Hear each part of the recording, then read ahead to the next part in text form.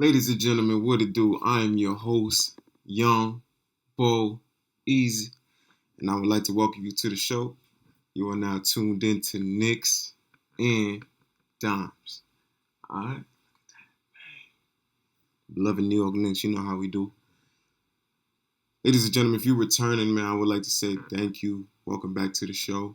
If you're new to the channel, please like, comment, subscribe. Today, we're going to be covering a couple questions that I got. And first and foremost, I would like to give a shout out to Julius Randle and his family. They're expecting their child to come today, his second child, along with his wife. So that is going to be the reason that he misses tonight's game against the Wizards at 7 p.m. Eastern Time. Which brings me to the question, who are the New York Knicks without Julius Randle? And I think that's a question that not only Knicks fans are probably wondering, but definitely people around the league. All right. And I think this is a perfect opportunity to see who we are as a team without Julius Randle. Some teams go without their starters. Granted, I don't want us to be without Julius Randle, but some teams suffer through injuries, and sometimes those injuries are from their star players or their huge role players. Maybe that second option or something like that. It's something that we've seen countless times. So without Julius Randle, somebody who's averaging 24, 10, and 6 for us, in the past season, who are we? What's our identity without, Mr. Randle? And tonight, I feel like we'll get a great glimpse at that. And unlike other teams, because this is a preseason, we have a coach, Tibbs, who's trying to go 100 miles an hour, just because he knows that there's not too many games to get that practicing against these other teams.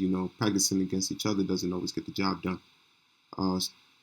You got to get it in with these other teams, Paul. So this is a perfect opportunity, and it brings in somebody like Obi Toppin, who should start at that power forward position in replacement of Julius Randle. In my opinion, I think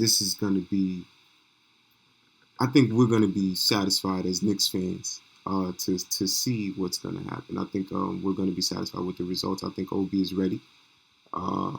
Not to be a starter permanently, but I think for situations like this, I think Obi Toppin is definitely more than ready. And I feel like the ball is going to be moving much more freely. Not that Julius is a ball hog of some sorts or anything like that. He's definitely not, seeing as he averaged those 6 assists and can definitely get you 10 assists plus some games, because he's really, really just that unselfish. But at the same time, him being a star player, you got to run those ISO situations for him, because he can be that type of player where he gets it in on his own and creates his own shot. But I feel like now the ball is going to be moving much more freely between, a Kemba and a Fournier and a Barretts and Topping and Nerlens if he starts today, or Taj Gibson. And I feel like that ball is going to be moving much more freely, which creates for more shots on the offense. And this might benefit somebody like a R.J. Barrett more so, or Fournier, because these are the guys who are typically in those positions to just catch and shoot. So I think we're going to definitely like the results that's going to come about this situation. I'm definitely looking forward to tonight's game. I'll definitely have something of a post-game analysis for you guys. But it was just a question, who are we without Julius Randle? And I feel like we're good. And then when that bench comes in, that bench, man, is just, sometimes it's more entertaining watching the bench than the starters. In my opinion, I feel like it was even like that last season. You were waiting for that bench to come in and see what you can get from them. And I feel like it's just going to be more shots given out, because it's not somebody who would 100% running the offense around. I don't feel like anybody in the game,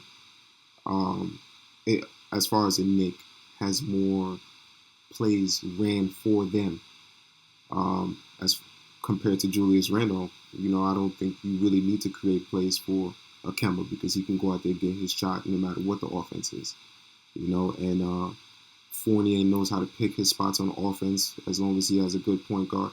And RJ Barrett is somebody who can slash, he can shoot, and he's now starting to create somewhat of his shot. We know he can go into the paint and muscle his way in. It's just a matter of maneuvering around that mid range.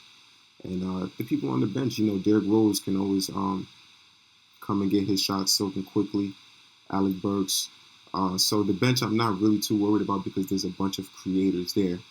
And it's really that starting lineup. But I feel like that starting lineup is going to fare pretty well.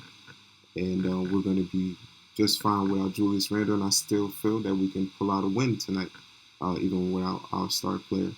Who knows how the minutes are going to fare? Who knows how Washington is also going to play? Are they going to just play their starters for the first half and sit them for the rest of the game? But we know how 9 times out of 10 going in, Tibbs is going to handle the situation and he wants to go full force. So I feel like we'll definitely be impressed, and it'll probably be some more plays run for Obi, not as much as Julius.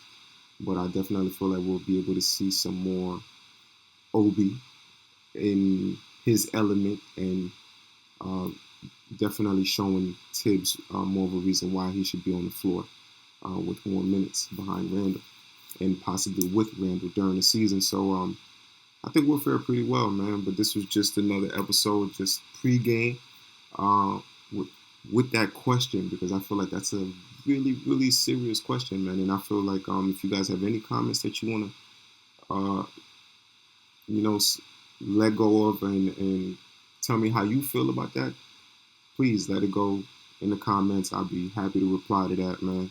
Like, comment, subscribe, share with your peoples. And I'll see you on the next one, man. Love, gratitude, positive attitude.